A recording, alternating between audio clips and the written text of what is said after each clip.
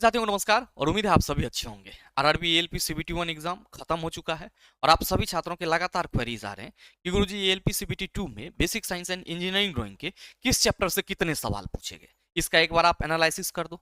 आज के इस छोटे से वीडियो सेशन में हम लोग एएलपी 2024 सीबीटी 2 के एग्जाम में जो basic science and engineering drawing के सवाल पूछे गए हैं किस चैप्टर से कितने, उसी की चर्चा करेंगे।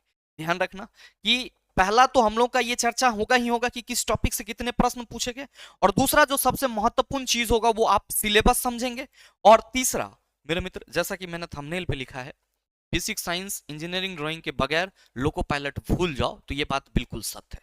थोड़ा सा संक्षेप में आपके साथ चर्चा करना चाहेंगे कि आप सबों को मालूम है कि basic science engineering drawing sir आपके सभी ट्रेड के लिए क्या है सर, उपयोगी है और आवश्यक है, अनिवार्य है।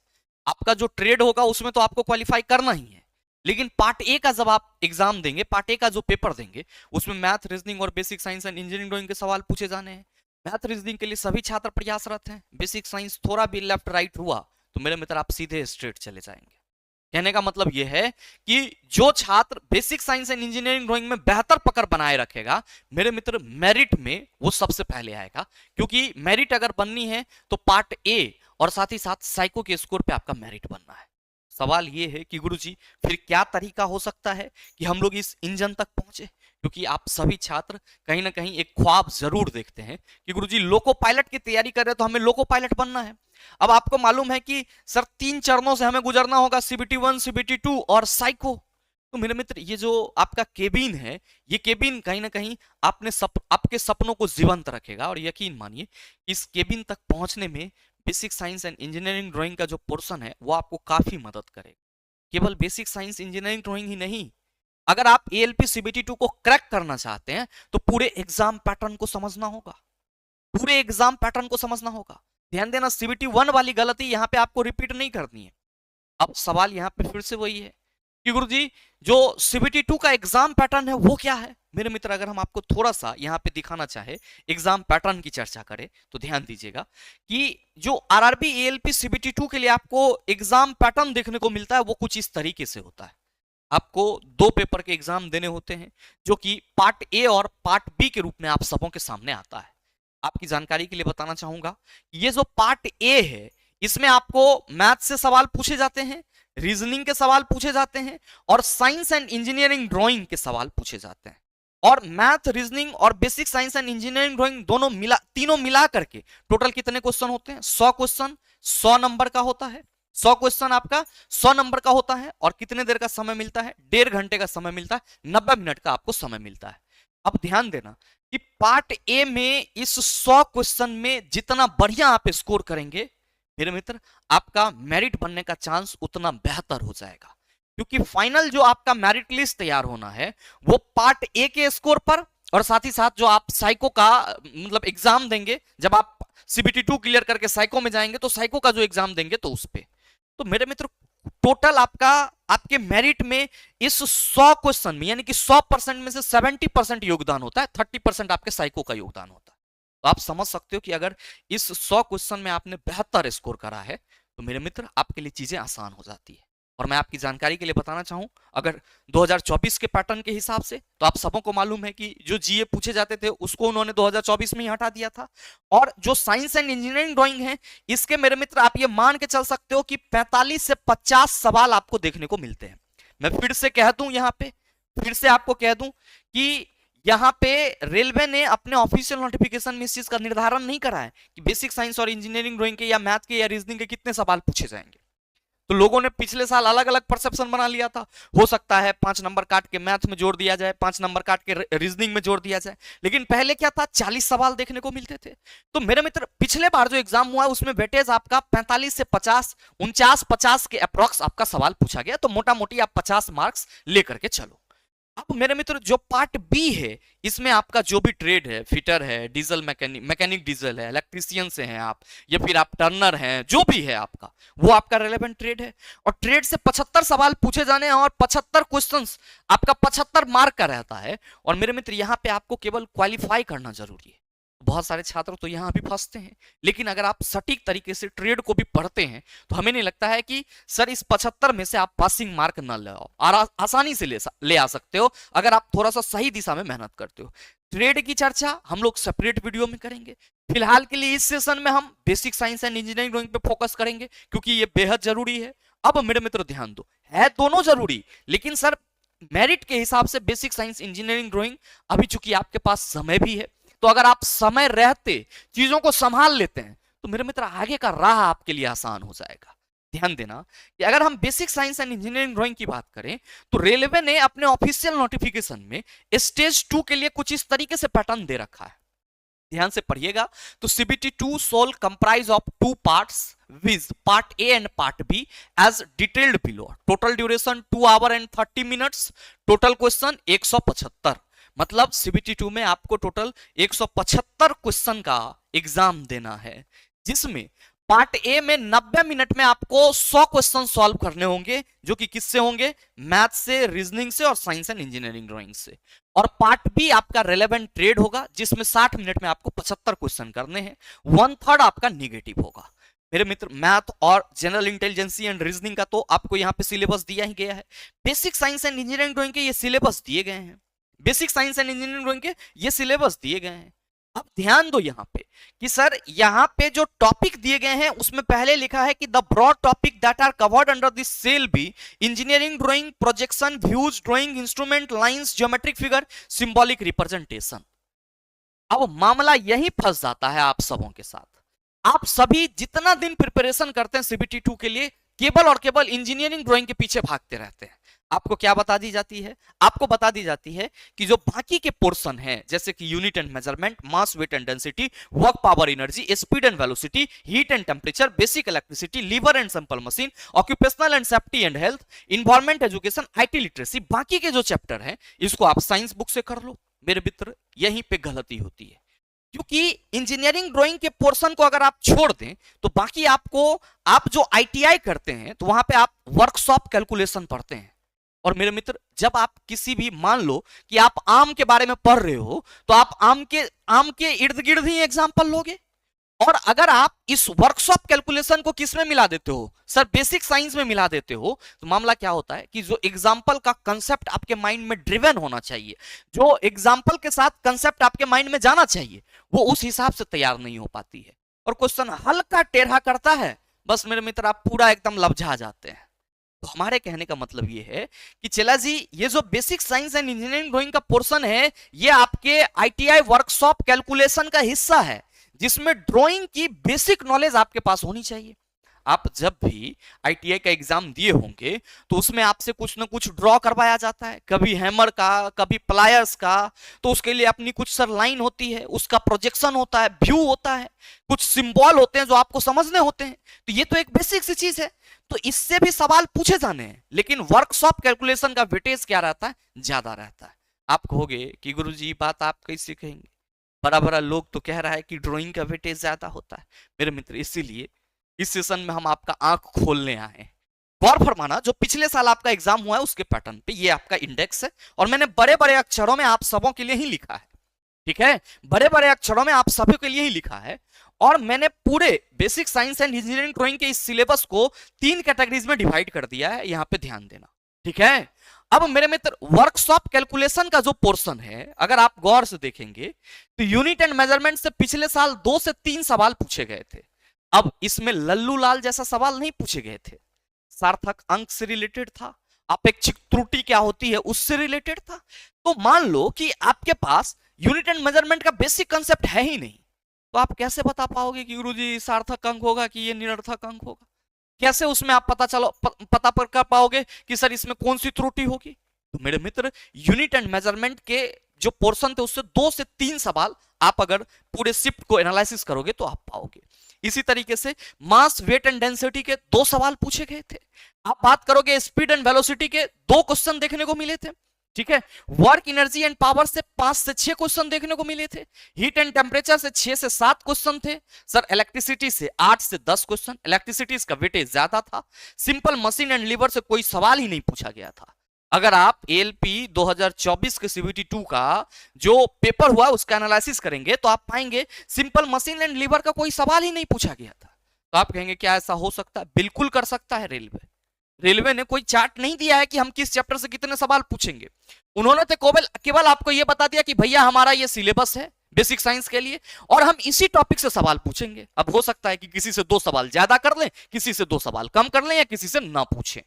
तो क्या सर हम इस चैप्टर को छोड़ देंगे? बिल्कुल नहीं छोड़ेंगे, मामला फिर फंस जाएगा। चला, हमारा जो सिलेबस है उसे हमें कंप्लीट तैयार करना होगा, ये बात ध्यान में रखना। अब मेरे मित्र, आप अगर पाओगे इस वर्कशॉप कैलकुलेशन के अलग सर आईटी लिटरेसी के अच्छे सवाल पूछे गए थे, 3 से 4 क्वेश्चन आपका था, तो बहुत इंपॉर्टेंट हो जाता है। जनरली लोग यहां पे इग्नोर मारते हैं, लेकिन आप काउंट करके देखो आईटी लिटरेसी और इन्वायरमेंटल क्वेश्चन के 5 सवाल थे, इन्वायरमेंटल एजुकेशन के, और ऑक्यूपेशन एंड सेफ्टी से 5-6 सवाल अच्छे सवाल थे सर, नियम कानून से संबंधित सवाल थे। तो अगर आप इस पोर्शन को देखो तो हम अगर इस सबका मिनिमम लिमिट पकड़े तो 5 3 8 5 13 सवाल ये 3 चैप्टर कंपाइल करता है। तो आप कैसे कह सकते हो कि गुरुजी इसको हम बाद में पढ़ेंगे, इसको तो एज अ सिलेबस आपको देखना पड़ेगा। तो मेरे मित्र आप देखो कि 13 सवाल का हिस्सा ये है, और अगर हम इन सभी के सर मतलब मिनिमम यूनिट को पकड़ें तो 2 4 2 6 6 5 11 6 17 और 8 25 25 और 13 38। मैंने आपको बोला कि 45 से 50 सवाल के बीच में थे, तो एडजेक्ट तो नहीं थे 50 सर, 45 से 50 में आप किसी में कम किसी में ज्यादा इस तरीके से थे। अब मेरे मित्र सवाल ये है कि इंजीनियरिंग ड्राइंग से कितने सवाल पूछे गए। मेरे मित्र आप गौर से देखो कि ये आपके इंजीनियरिंग ड्राइंग का जो टॉपिक है आप में जो दिया गया है रेलवे के सिलेबस के अनुसार वो है यहाँ पे, और प्रोजेक्शन से सर किसी शिफ्ट में सवाल देखने को मिला किसी को नहीं मिला, तो फिर भी आप एक क्वेश्चन मान के चल सकते हो। फ्यूज से 0 से 1 किसी में नहीं भी दिखा किसी में दिखा। ड्रॉइंग इंस्ट्रूमेंट से 1 सवाल पूछे गए थे। लाइन से सर वही बात कि ना के बराबर सवाल था, आप 0 से 1 के अंतर्गत रख सकते हो, किसी किसी शिफ्ट में मतलब देखने को मिल गया, ठीक है, या थोड़ा बहुत उसके इर्द गिर्द का सवाल। ज्योमेट्रिक फिगर से 1 से 2 क्वेश्चन और सिंबॉलिक रिप्रेजेंटेशन से 1 क्वेश्चन पूछे गए थे। तो अब आप मोटा मोटी आप पूरे सिलेबस में इस इंजीनियरिंग ड्राइंग का वेटेज देखो तो क्या कहोगे कि सर मिनिमम अगर पकड़ेंगे तो 2-3 सवाल हो जाएगा, लेकिन मैक्सिमम अगर पकड़ के चलते हैं तो मात्र और मात्र 5 मार्क का वेटेज रहा, 5 मार्क का वेटेज रहा।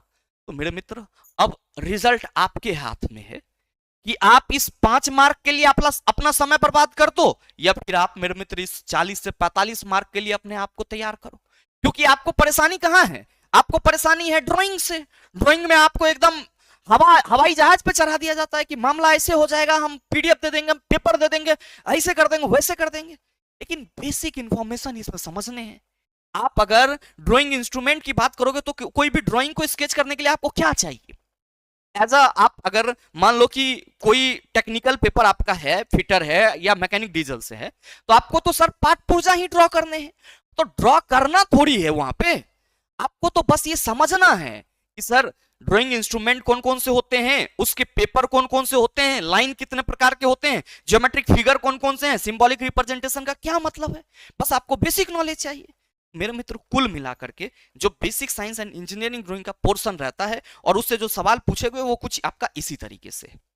अब ध्यान देना, मैं इसका पीडीएफ टेलीग्राम पे डाल दूंगा द लॉजिकल साइंस पे, तो अगर किसी को मिसमैच हो तो आप अपना कर सकते हैं। अब सवाल फिर से यहाँ पे ये है कि गुरुजी इस बेसिक साइंस इंजीनियरिंग ड्राइंग चिड़िया को खत्म कैसे किया जाए, खत्म कैसे किया जाए।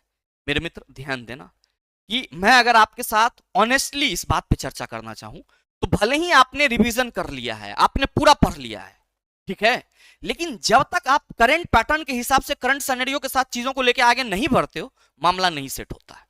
तो मेरा सबसे पहला आपके साथ यही होगा कि चिला जी पहले तो आप एक बार पहला काम जो करिए वो ये कीजिए कि सर पीवाईक्यू एनालिसिस कीजिए, पीवाईक्यू एनालिसिस कीजिए। फिर से पीवाईक्यू एनालिसिस अगर आप करेंगे तो क्या पता चलेगा? पहला चीज आपको ये पता चलेगा कि जो क्वेश्चन पूछ रहा है उसका लैंग्वेज कैसा है, क्वेश्चन का लेवल कैसा है, और क्वेश्चन कितना डीप जाकर के हमसे पूछा जा रहा है। अब सिलेबस तो मैंने आपको बता ही दिया। अब पीवाईक्यू एनालिसिस के बाद मेरे मित्र आप क्या करिए, तो सर सबसे पहले पूरे सिलेबस को कंप्लीट कीजिए, complete syllabus, complete syllabus with best theory, complete syllabus with best theory, पूरा सिलेबस कंप्लीट कीजिए। पूरे थ्योरी जो है उसको समझने का प्रयास कीजिए मेरे मित्र, एक भी चैप्टर को मिस मत कीजिए। तो दूसरा स्टेप ये है, क्योंकि आपके पास अभी समय है और आप चाहें तो कर सकते हैं। और मेरे मित्र तीसरी जो महत्वपूर्ण चीज है कि ये पीवाईक्यू एनालिसिस कंप्लीट सिलेबस के बाद अब आपको क्या चाहिए मेरे मित्र, चैप्टर वाइज क्वेश्चन जरूर प्रैक्टिस करें। चैप्टर वाइज क्वेश्चन जरूर प्रैक्टिस करें, यह आपके लिए रामबाण होगा। क्योंकि प्रत्येक चैप्टर के जब डिफरेंट डिफरेंट सवाल को आप सॉल्व करेंगे तो सर उस चैप्टर का निचोड़ आपके माइंड में सेट होगा कि अच्छा इस कंसेप्ट के जगह पे हमें ये फॉर्मूला लगाना था और यहां हमें ये करना था। तो मेरे मित्र जब आपका सिलेबस पूरा हो जाता है तो चैप्टर वाइज क्वेश्चन प्रैक्टिस बेहद जरूरी होती है। और जब ये तीनों हो जाए तब मेरे मित्र आप क्या कीजिए, करंट पैटर्न पे सर कम से कम आप टेस्ट लगाइए सर 25 से 30, यानी कि आप कह सकते हो कि सर बीएससीडी का जो सेक्शनल टेस्ट होता है वो लगाइए। और मेरे मित्र आप इसके बाद एग्जाम हॉल में जा सकते हैं, आपको बेसिक साइंस इंजीनियरिंग ड्राइंग के सवाल हलवा लगेंगे। अगर आप पिछले साल के सवाल के पैटर्न की चर्चा करेंगे तो जो सवाल पूछे गए थे वो इजी टू मॉडरेट थे। Basic science and engineering drawing में मैंने जितने भी छात्र को कराया, छात्र ने बहुत अच्छा वहां पे अपना परफॉर्मेंस करा। तो सवाल यहाँ पे यही है कि सर ये सारी चीजें जितना आसानी से आप बोल दे रहे हो हम लोगों को स्ट्रक्चर्ड वे में मिलता नहीं है। तो मेरे मित्र इसीलिए तो मैं बार बार कहता हूं कि अगर आप में से कोई भी छात्र, अगर आपको ये पूरा कंटेंट अवेलेबल है तो आप इस रास्ते से जाइए, और अगर नहीं अवेलेबल है और आप सोच रहे हैं कि सर हमारा सीबीटी 1 हो जाएगा और हम फिर से, या आप फ्रेशर हैं या फिर ड्रॉपर हैं, आप चाह रहे हैं कि गुरुजी जो ये आपने कस्टमाइज तरीका बताया इस कस्टमाइज तरीके के हिसाब से हम आपके साथ जुड़ करके चीजों को करना चाहते हैं, तो आप सभी की जानकारी के लिए बताना चाहूंगा कि हमारा ALP CBT 2 basic science and engineering drawing batch live plus recorded आप सबों के लिए द लॉजिकल साइंस एप्लीकेशन पर अवेलेबल है।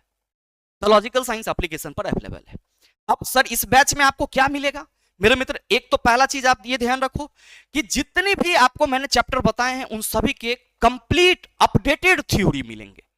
साथ में आपको क्लास वाइज पीडीएफ, प्रत्येक चैप्टर का प्रिंटेबल पीडीएफ, और साथ में थ्योरी के बाद जो भी सर आपके चैप्टर्स हैं उन सभी चैप्टर्स का लाइव प्रैक्टिस सेशन मिलेगा।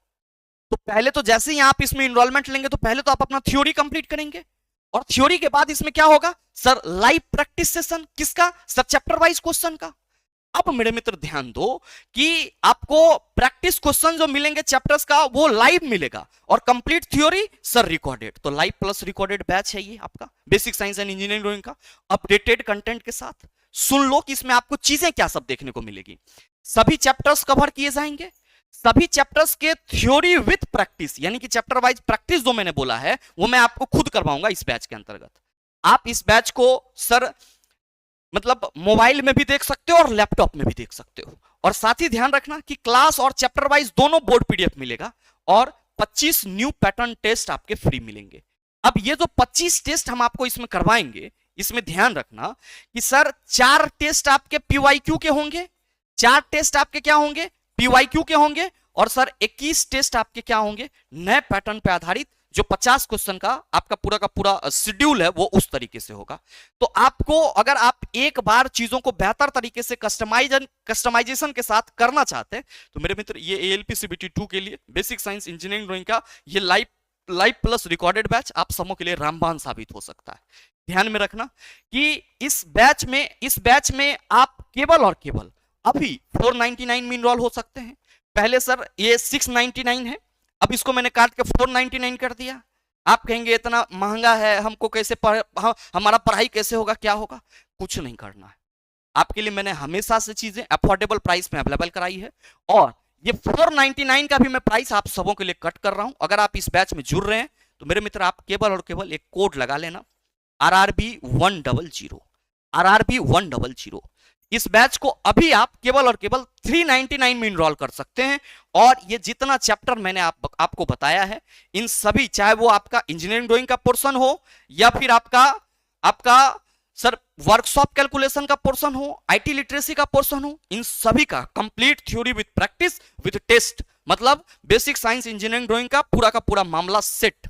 और यकीन मानिए कि अगर आपने एक बार चीजों को हमारे साथ बेहतर ढंग से कर लिया तो सर 50 सवाल में से 45 सवाल पे अधिकार आपका होगा। और ध्यान रखना, ये batch the logical science application पर मिल जाएगा, जिसको आप गूगल प्ले स्टोर से डाउनलोड कर सकते हैं, या फिर इस वीडियो के नीचे डिस्क्रिप्शन में भी लिंक दिया गया है, आप वहां से जाकर के आप डाउनलोड कर सकते हैं और बैच से संबंधित जानकारी आप इस दिए गए नंबर पर ले सकते हैं। बहरहाल उम्मीद करते हैं कि जो आपका बेसिक साइंस इंजीनियरिंग ड्राइंग का सिलेबस था और उससे किस टॉपिक से कितने सवाल पूछे गए थे उसको आप बखूबी समझ पाए होंगे।